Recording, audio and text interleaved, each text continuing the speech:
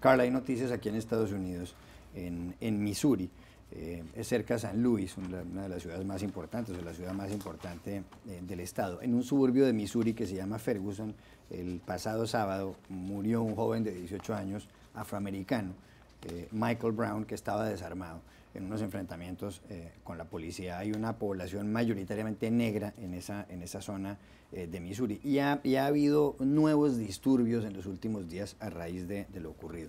Hay que recordar que hace tal vez más de un año murió en la Florida otro joven afroamericano, Trayvon Martin, y que con posterioridad a esa muerte, el propio presidente Barack Obama, el primer presidente afroamericano de los Estados Unidos, dijo: yo habría podido ser Trayvon Martin. Uno se pregunta si es que ese problema de discriminación racial o de enfrentamientos no lo van a resolver nunca acá, que puede que sea posible. Mira, es un tema de mucha sensibilidad en este país. Hay un contexto bien grande en cuanto a violencia y minoría negra y cómo se trata esa minoría en este país. Lo que ha ocurrido en Missouri, en Ferguson, es algo que yo creo que la comunidad negra dice: esto siempre nos pasa a nosotros. ¿Por qué ahora tanta sorpresa si esto siempre nos pasa a nosotros? Hace 2 semanas ocurrió con un caballero en Nueva York y salió en YouTube y todo el mundo pudo ver la policía de Nueva York matando a un caballero que estaba vendiendo cigarrillos en la esquina. Entonces, para este país, este tema de violencia racial es algo que, con todos los avances que hemos hecho, con tener un presidente negro, hemos tenido canciller negro, cancilleres negros, exacto, Rice y Powell, hemos tenido todos. Todavía tenemos indicios de lo que era o lo que es todavía el prejuicio en Estados Unidos y la realidad de ese prejuicio todavía. En esta comunidad en Ferguson, esto había ocurrido por más de 10 años.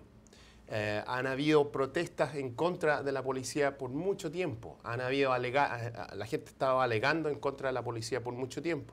Entonces esto no es algo nuevo. Para la gente negra, yo diría que la comunidad negra diría: mira, a nosotros no nos importa todas las estadísticas, ya las sabemos. Sabemos que cuando uno anda por la calle, y aquí se dice walking while black, o caminando mientras que uno sea negro, o manejando mientras que uno sea negro, que la policía te va a mirar a ti de una manera distinta a lo que mira a la comunidad blanca. Entonces, creo que hay un enojo, y eso se refleja en lo que está pasando en Ferguson, y tiene que haber una respuesta un poco más clara en cuanto a lo que el gobierno, no solamente de ese estado, pero también el gobierno federal, va a hacer en cuanto a estas injusticias.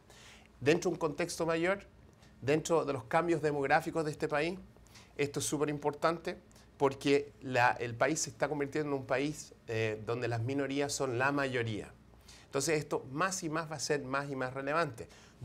Obviamente a mí me afecta de una manera un poco más personal que el resto, porque no importa si yo vengo a hablar aquí a NTN 24, a Club de Prensa, si yo salgo a la calle en la noche y me pongo un polerón y quizás no me vea de una manera tan presentable como me veo hoy, quizás van a pensar que soy un Michael Brown.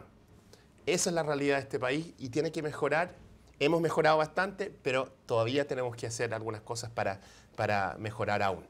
Mayoritariamente afroamericana la población en Ferguson, en Missouri, en ese suburbio de San Luis, pero además eso contrasta con el porcentaje de policías blancos y afroamericanos que hay también en la misma localidad. Así es, Juan Carlos. Hay que mirar las estadísticas. 21.000 personas viven en Ferguson, 2/3 de esa población es negra, tiene 53 policías y de esos 53 policías solo 3 son negros. Eso revela que hay inmensas diferencias entre la población mayoritariamente negra y las fuerzas de seguridad y administrativas que son mayoritariamente blancas. Ahora, como dice Carl, yo también creo que esto no es solamente un problema ni de Ferguson ni de Missouri. Es un problema que se ve en distintas partes de Estados Unidos y que últimamente también con el advenimiento de teléfonos celulares, cámaras, se ha hecho muchísimo más visible en Internet y en distintas plataformas. Una cosa que a mí me llamó la atención ayer es que hace apenas unas semanas nosotros estábamos hablando del 50 aniversario de la promulgación de la Ley de los Derechos Civiles que precisamente pretendía afrontar esos problemas de discriminación. Y lo que este caso revela ahora es que todavía hay muchísimo por hacer, o sea, todavía hay muchísimos problemas en Estados Unidos que resolver y que no necesariamente son aquí en Washington, en el centro político de Estados Unidos, sino en estados del centro del país, como Missouri, y en localidades mayoritariamente negras, como Ferguson. Es que esa ley fue impulsada en tiempos del gobierno del presidente Lyndon Johnson, tras haber sucedido como vicepresidente que era a John F. Kennedy, asesinado el 22 de noviembre del 63. Pero es que es increíble que en este país siga ocurriendo eso cuando se supone que la liberación de los esclavos fue, qué sé yo, en 1860 y algo, en tiempos del presidente Abraham Lincoln. Es insólito que parece que aquí no hay manera de que haya igualdad. Munillense. La historia en Ferguson no ha terminado, cada vez se pone más tensa la situación, hay policías vestidos de camuflaje, se ha como militarizado la relación en este momento entre la población en Ferguson, y el editorial de ayer del New York Times explicaba muy bien cuáles son las causas de esta tensión racial que existe, y son causas económicas. Los representantes políticos, en su mayoría blancos, han cambiado las leyes de zonificación para evitar que en zonas suburbanas se construyan edificios de apartamentos. Entonces la población negra, que en general tiene recursos más escasos, no tiene cómo comprar unas casas y viven en apartamentos. Entonces han segregado económicamente, racialmente, la ciudad versus los suburbios, y asimismo han evitado que la población negra tenga poder político y representación en la vida pública. Entonces es un problema que no se va a resolver porque salgan los periódicos durante esta semana las noticias y las imágenes bastante violentas en Ferguson. No se va a resolver el problema de la desigualdad ni en Ferguson ni en el resto de Estados Unidos, ni tampoco la representación en los colegios ni en los empleos. Es un problema que requiere de una solución económica muy clara y una solución de cambio de actitud. No basta con elegir ministros y presidentes de distintas razas. Estoy de acuerdo con lo que has dicho, Muni. La otra cosa que es muy sorprendente es que no están dejando que la prensa esté. O sea, están echando a periodistas del lugar porque no quieren mostrar lo que está pasando. Ayer hubo un incidente con unos periodistas del Washington Post y del Huffington Post también. Sí, claro. Exacto, que sorprende mucho.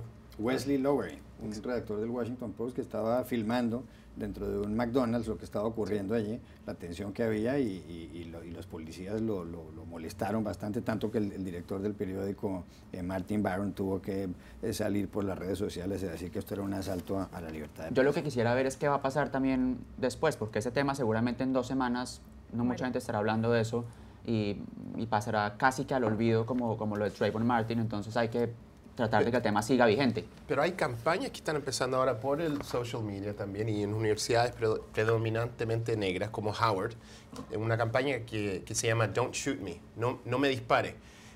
Creo que en cuanto a la población joven, esto creo que va a seguir. Yo creo que va a seguir. Creo que las comunidades más jóvenes, Millennial Generation, la generación milenio, ve esto de otra manera, y yo creo que hay un potencial aquí para que siga esto y que la gente empiece a entenderlo, y quizás de ahí sale un cambio.